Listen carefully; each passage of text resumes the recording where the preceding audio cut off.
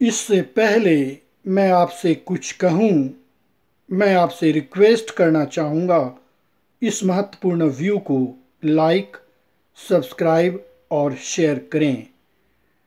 विश्व एड्स दिवस कब और क्यों मनाया जाता है, आज मैं इसके संदर्भ में चर्चा करना चाहूँगा।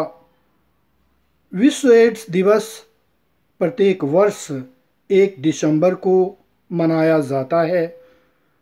इसका मुख्य कारण यह है कि यह एक खतरनाक बीमारी है और शुरुआती दौर में इस बीमारी को पहचानना मुश्किल हो जाता है। आखिरी दौर में इस बीमारी को पहचाना जाता है और एड्स दिवस मनाने का मुख्य कारण यह है कि लोगों को जागरूक किया जाता है, जिससे लोग जागरूक होकर अपने आप को सही रखें। दूसरा कारण यह है कि जिन लोगों को एड्स से मृत्यु हुई है, शोक प्रकट करने के लिए इस दिवस को मनाया जाता है।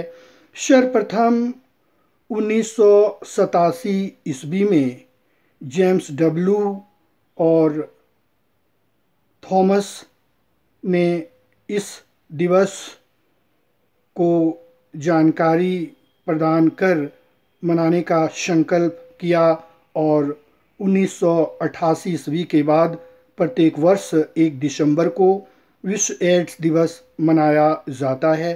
जैसा कि बताया जा रहा है, सन 1981 ईस्वी से 2007 ईस्वी तक 25 लाख व्यक्तियों की मृत्यु हो चुकी है और एड्स इम्यूनिटी सिस्टम को सही नहीं रखता है, उस पर प्रहार करता है, जिससे लोगों में एड्स हो जाती है।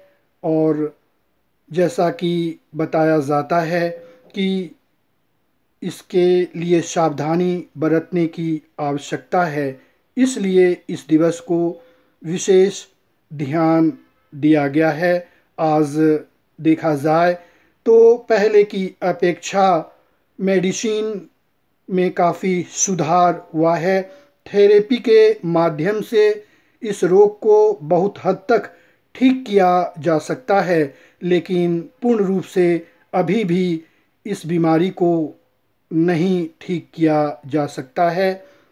लेकिन सावधानी बरतने की आवश्यकता है और इस कारण से प्रत्येक वर्ष 1 दिसंबर को विश्व एड्स दिवस मनाया जाता है।